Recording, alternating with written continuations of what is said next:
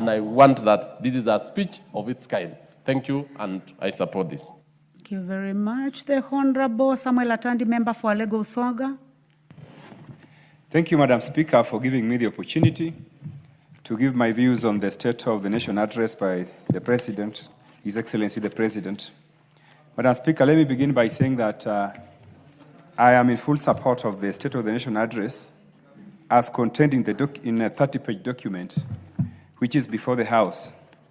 Madam Speaker, from page 1 to page 30, the President has outlined some of the most important successes of this regime, which range from the success in the agricultural performance of the economy, the investments in the health sector, which is giving us results, the investments in the energy sector, the investments in the housing and infrastructure.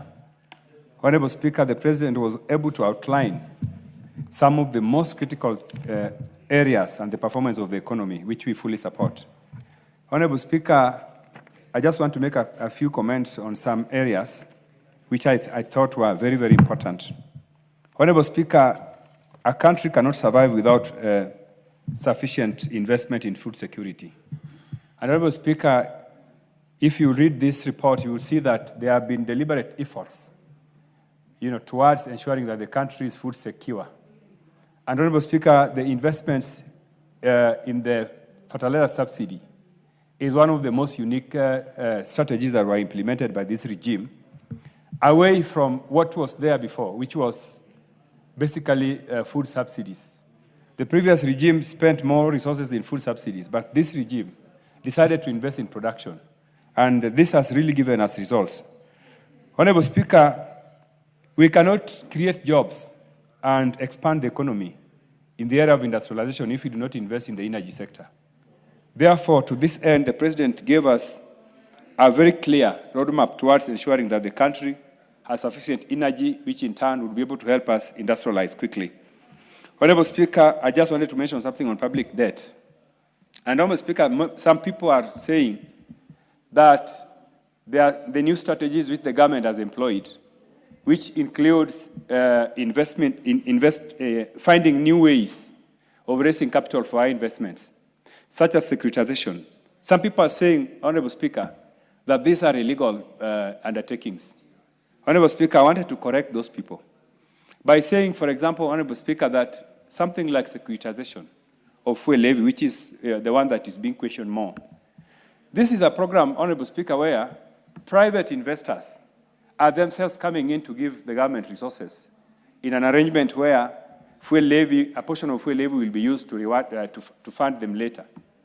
This is something which you cannot do if there are no sufficient legal safeguards. Because a private investor is, first of all, keen that the resources they're putting in a program, they will be able to recover those resources. So for some members of parliament to articulate that this is an illegal program, I think this is really defeatist. And I think it shows how narrow-minded some of our colleagues are, especially when they are approaching, questioning some of these programs in a manner suggests that they are actually, thinking tribally. They are thinking tribally. They are not thinking about the impact of some of these programs to the people of Kenya. Honorable Speaker, there are so many contractors who were stalled. They were stalled for years. They went to court. They were even, they went to court and court awarded them some serious claims. Now, if you look at these serious claims vis-a-vis this program and the interest that we are going to pay for the resources we are getting now, it is not comparable, Honorable Speaker. So, Honorable Speaker, I want to stand here and say that there is no illegal borrowing program that the government is engaging in.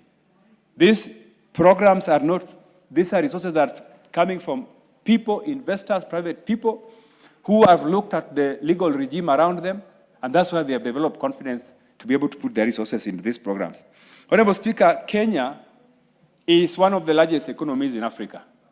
We are actually number 6, after South Africa, Nigeria, Egypt, Morocco, Algeria. Honorable Speaker, I know we have our neighbors like Kenya, like Tanzania and Uganda. But let me point out, Honorable Speaker, that these are not our peers. Our peers are elsewhere. So when you are looking at making comparisons about the performance of Kenya's economy and our sisters in the region, you cannot do that. Because for example, Team, have 1 minute, please. Thank you, 1 minute, please. Thank you, Honorable Speaker. For example, the size of Kenya's economy. Our GDP is 4 times that of Tanzania and 5 times that of Uganda. So when you are, looking at the growth of our economy vis-a-vis these ones in the region, please make comparisons to South Africa, to Nigeria, to Egypt. Then you will see that if you make comparisons, the growth of those economies vis-a-vis our economy, we are actually doing better than our peers. So I saw some member, Honorable Speaker, claiming that, our peers are doing better than us. These are not our peers. Our peers are the countries I've mentioned to you. We are number 6 in Africa. And lastly, Honorable Speaker, Kenya is on the right track. Kenya is making very good, positive progress. And I want to thank the President for being bold. Some of these programs which the President is implementing, Honorable Speaker, you really have to be bold to do them. If you are a coward, you'll never do it. Thank you. Your minute is over. The Honorable Timothy Toroitich, member for Marakwet West.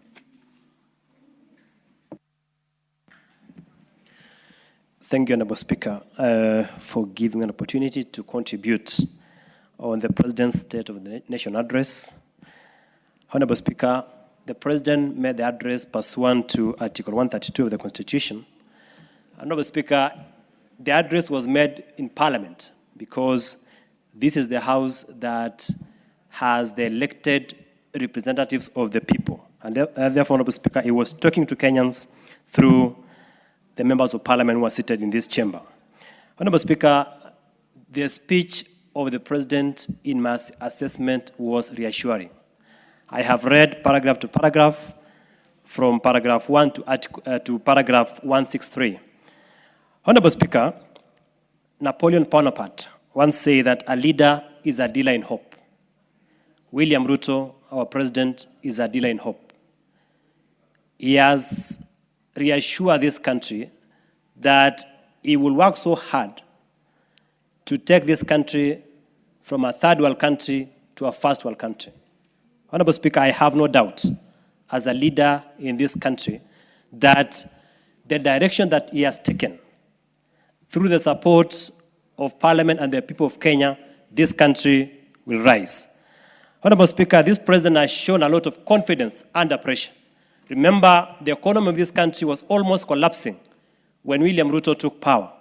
Honorable Speaker, as we speak, our economy has grown as evidenced by the speech that he gave. Honorable Speaker, he summed it up under paragraph 17, and he said, quote unquote, it can be